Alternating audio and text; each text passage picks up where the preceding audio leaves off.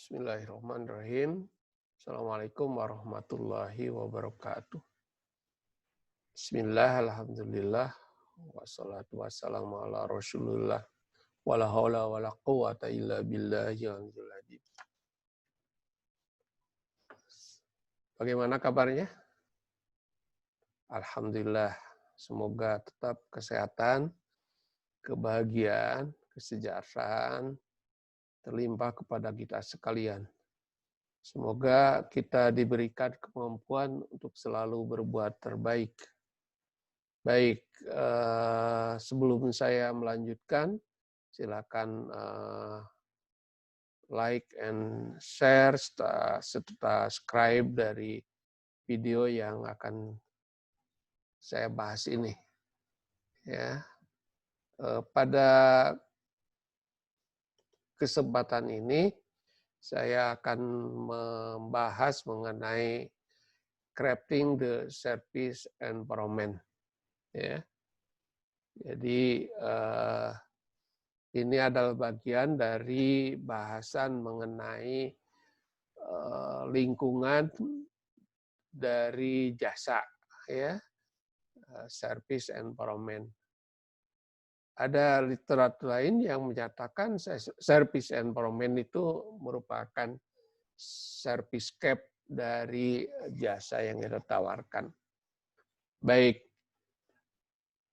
outline yang akan kita bahas pada kesempatan ini, lingkungan jasa merupakan elemen penting dari marketing mix jasa. Apa tujuan dari lingkungan jasa? Memahami respon pelanggan terhadap lingkungan jasa, dimensi-dimensi dari lingkungan jasa, menggabungkan kesemuanya, sarana-sarana dalam menciptakan servicescape. Oke. Lingkungan jasa elemen penting dari marketing mix jasa. Kita pahami bahwa marketing mix jasa itu tidak cukup dengan 4P, tapi harus dengan 7P. Ya. Sekali lagi bahwa marketing mix jasa itu adalah 7P. Product, price, place, promotion, people, proses, physical evidence.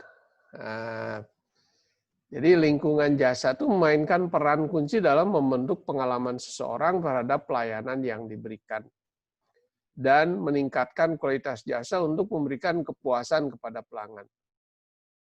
Dengan kondisi lingkungan jasa yang baik, maka akan membuat pelanggan merasa nyaman dan sangat puas sehingga meninggalkan kesan yang tahan lama.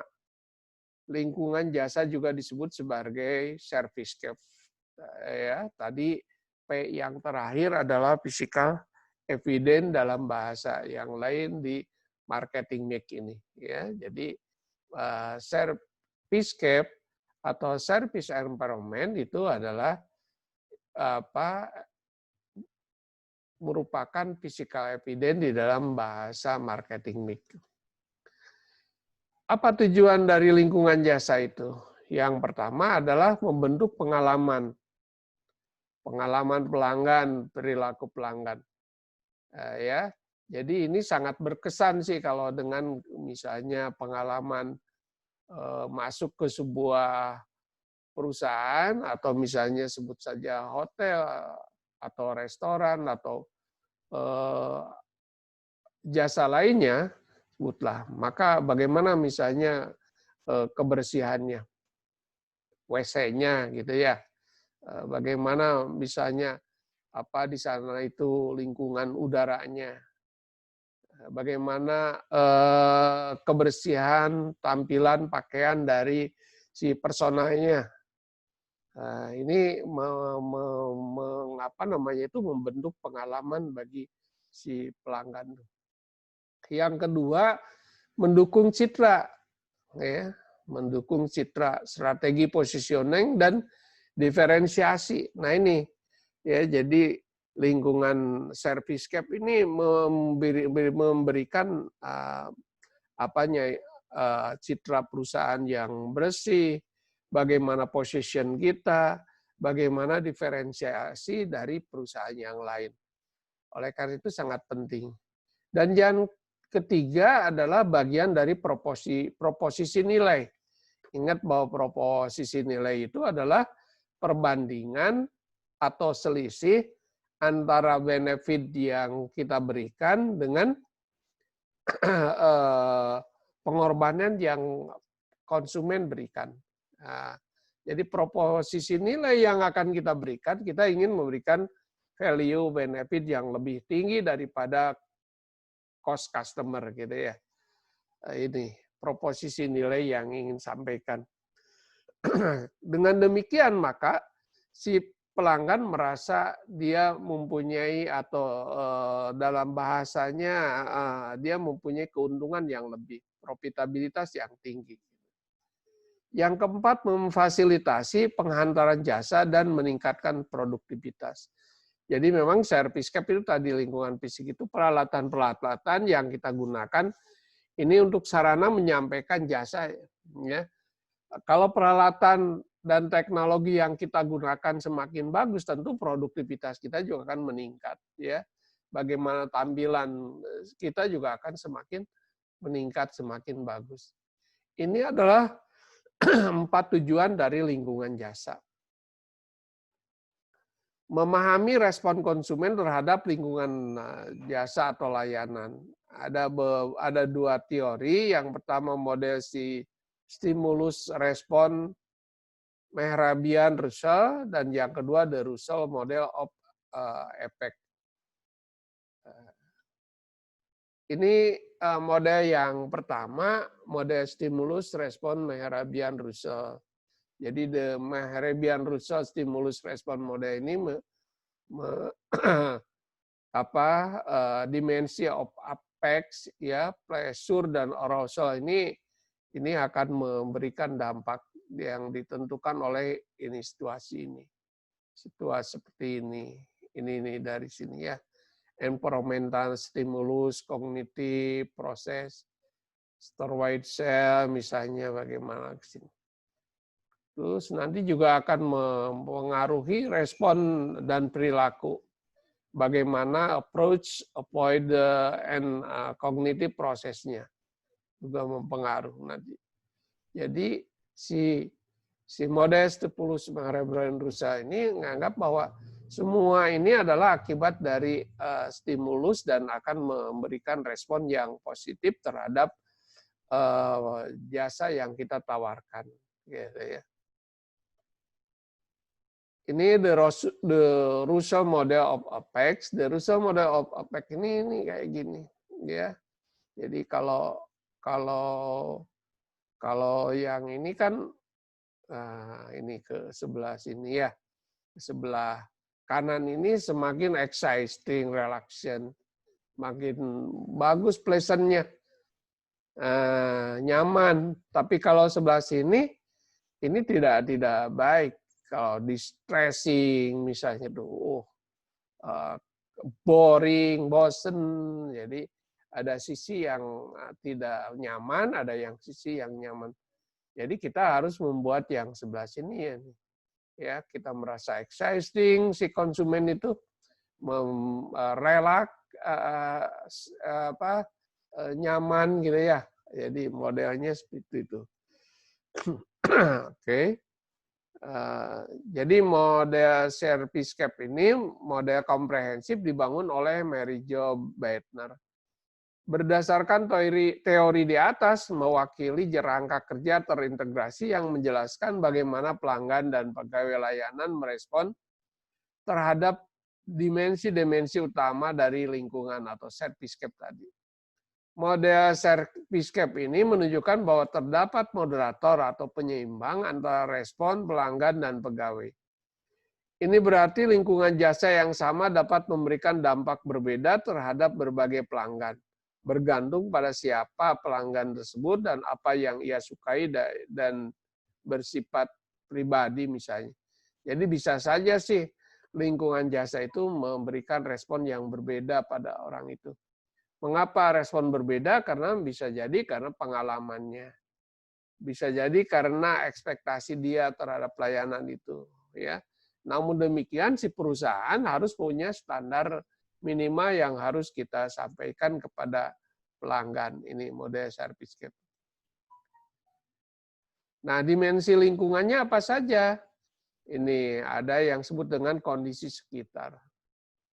Ambient condition, tata letak dan ruang, dan fungsionalitasnya, tanda, simbol, dan artefak.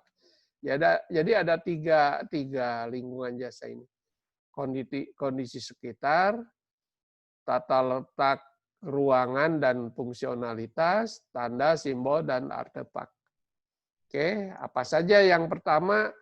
Kondisi sekitar ambient. Ambient condition ini. Temperatur gimana, ya, kualitas udara, suara, musik, bau, dan lain sebagainya ini disebut dengan kondisi sekitar atau ambient condition ini. Harus dirancang sedemikian nyamannya dari sisi kualitas udaranya, AC-nya misalnya berfungsi dengan baik, temperaturnya ya AC-nya ada tapi dinginnya tidak ada, kan itu sama aja, ada telinga tidak ada pendengarannya kan gitu ya. Jadi temperaturnya jelas berapa derajat nih, 20 derajat atau 30 derajat kan gitu ya. Nah, jadi kualitas udara, suara yang bising atau suara yang nyaman. Misalnya masuk ke sebuah toko atau suatu ruang jasa, suara musik yang sedemikian nyaman, ya, menyenangkan, sehingga si konsumen betah di sana, ya, ingin berlama-lama karena merasa nyaman. Musik yang sesuai misalnya, ya. Termasuk juga di situ misalnya tadi bau, ya, bau wangi maksudnya, ya, wangi, bau, apakah kondisi kamar mandinya nyengat ke ini atau harum atau gimana. Ini adalah yang nyangkut mengenai yang terasa, tercium, terlihat oleh indera kita, ya, kondisi sekitar itu. Yang kedua, tata letak ruang dan fungsionalis. Jadi tata ruangnya gimana, memudahkan nggak proses pelayanannya itu, proses pelayanan tata letak. Karena nyangkut mengenai tata letak, ya, itu menempatkan peralatan di mana supaya memudahkan dalam memberikan pelayanan. Peralatan-peralatan yang digunakan dari sisi kebersihannya, dari sisi fungsinya gimana, ya. Ada suatu kejadian misalnya di ruang praktek dokter gigi ada mesin untuk untuk memeriksa gigi atau mencabut dan sebagainya. Ada tapi tidak berfungsi misalnya. Karena persoalan listriknya tidak mencukupi di puskesmas tersebut gitu ya, dan lain sebagainya. Jadi peralatan-peralatan yang digunakan akan menunjukkan bagaimana kualitas jasa yang kita berikan. Ini tanda, simbol, dan artefak. Ya, jadi simbol-simbol, segen, ya, artefak pribadi, gaya dekorasi ini juga memberikan kenyamanan. Contoh begini misalnya, apakah ditulis sampah tempatkan pada tempatnya atau lebih tepat menggunakan gambar, simbol-simbol gitu ya. Itu kan sebenarnya lebih bagus. Dilarang merokok misalnya. Apakah tulisan dilarang merokok atau lebih ideal pakai gambar? Ini tanda-tanda yang begitu juga menunjukkan bagaimana keindahan dan gaya kita di dalam mendekor ruangan tersebut gitu ya. Ini akan memberikan kenyamanan dan pengalaman pribadi bagi konsumen dalam mengkonsumsi jasa tersebut. Nah, apakah orang termasuk bagian dari lingkungan layanan juga? Orang secara fisik sebenarnya masuk, ya, tampilan orangnya, kebersihannya, pakaiannya itu termasuk lingkungan. Ya, bukan keramahannya beda yang lain ya. Tapi secara tampilan physically-nya adalah sebagai bagian dari lingkungan jasa. Nah, menyatukan semuanya dari tiga hal tadi, ya, menyatukan dalam satu konsep yang terintegrasi, ya, dari service empowerment ini, dari service cap itu.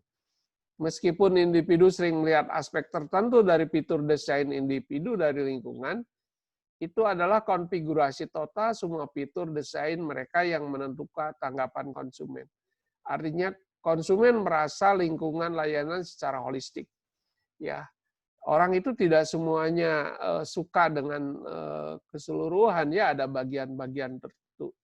Tapi bagaimana kita menerapkan secara holistik, ya, secara keseluruhan dari artefak, dari apa namanya itu ambien, dari fungsi alat-alat, itu menunjukkan bahwa kita keserasian, gitu ya, keserasian. Mungkin orang sukanya dengan apa peralatannya, mungkin orang sukanya dengan wangi-wanginya. Tapi itu adalah bagaimana kita menunjukkan ada sesuatu yang berkesan, gitu ya. Desain view holistik ini ya ini. Jadi desainnya harus dirancang dari perspektif nasabah atau pelanggannya. Bagaimana pelanggan menyenangi, menyukai, ya. Yang terpentingnya adalah tadi secara holistik dari ketiga hal tadi itu. Secara holistik, secara menyeluruh. Adapun kita akan menonjolkan pada sesuatu, ya apa yang paling disukai oleh pelanggan kita, apakah cahayanya atau warnanya atau wanginya atau kualitasnya atau gitu ya. Jadi harus dianalisis. Ini mengeksplorasi aspek lingkungan yang menginspirasi pembeli. Temuan menyoroti masalah berikut. Ini masalah yang sering terjadi menurut Alain de Astaus, ya. Pertama, kondisi ambien atau diperintahkan oleh tingkat iritasi. Toko tidak bersih misalnya. Terlalu panas di dalam toko atau pusat pembelajaran tersebut. Musik dalam toko terlalu keras, bau tidak sedap di toko. Yang kedua, variabel desain lingkungan. Tidak ada cermin di ruang ganti misalnya. Tidak dapat menemukan apa yang dia butuhkan. Sulit menyimpannya. Ini kan nyangkut mengenai block plan, ya. Ini nyangkut mengenai penempatan produk di mana supaya mudah konsumen memperoleh produk tersebut. Arah dalam toko tidak memadai. Kurang jelas apa namanya itu flow atau apa nama arus alur, ya, alur kemana membayar, di mana kita menukarkan barang dan sebagainya. Penataan toko yang berubah dengan cara yang membingungkan pelanggan. Jadi kalau kita mau merubah tata letak toko itu harus hati-hati, ya, jangan sampai ketika dia datang bulan berikutnya udah pindah lagi, ya, block plan-nya udah pindah lagi, penempatan produknya ini juga bisa membingungkan. Jadi harus hati-hati. Ya, konsep toko, kualitas toko itu ini juga termasuk di dalamnya, ya. Jadi toko terlalu kecil, sempit ini, ya. Kehilangan cara seseorang di sebuah pusat perbelanjaan yang besar. Jadi ada kesulitan, ya, dari ini yang sering terjadi masalah ada dua hal. Ada dari sisi ambiennya dan yang kedua dari lingkungan atau desain lingkungan tokonya. Saran-saran dalam menciptakan service cap. Yang pertama adalah pengamatan yang lebih jeli dalam mengamatinya dulu. Amati dulu, ya, sebelum kita menempatkan produk atau merancang layoutnya. Yang kedua, umpan balik dan gagasan dari staf, garis depan, dan pelanggan. Jadi kita bisa minta pendapat dari frontliner, ya, frontliner, karena mereka yang tahu persis yang akan melayani. Bila perlu kita minta umpan balik dari pelanggan, bagaimana saran yang diinginkan pelanggan. Yang ketiga, audit foto. Jadi kita harus bikin foto, beberapa foto, dan nanti ditunjukkan mana yang terbaik. Yang keempat, percobaan lapangan. Dicoba desain begini, A, misalnya plan A, plan B, dan sebagainya. Ini adalah saran-saran dalam menciptakan servicescape yang menyenangkan bagi pelanggan. Simpulannya, lingkungan layanan memainkan peranan utama dalam membentuk persepsi pelanggan dari citra perusahaan dan positioning. Kualitas layanan seringkali sulit untuk menilai. Pelanggan yang sering menggunakan lingkungan layanan sebagai sinyal kualitas penting. Sebuah lingkungan layanan yang dirancang dengan baik membuat pelanggan merasa baik dan meningkatkan kepuasan mereka dan memungkinkan perusahaan untuk mempengaruhi perilaku mereka. Misalnya mengikuti skrip layanan dan pembelian impuls, ya, sementara enhancing produktivitas operasi layanan. Inilah saya kira dari semuanya ini adalah bagaimana memelihara pelanggan supaya loyal. Demikian saya kira, mudah-mudahan ada manfaatnya. Ya, sekali lagi selalu berpikir positif, bertindak positif, berperilaku yang positif untuk kesejahteraan masyarakat secara umum. Wabillahi taufiq wa hidayah. Akhirul kalam. Assalamualaikum warahmatullahi wabarakatuh.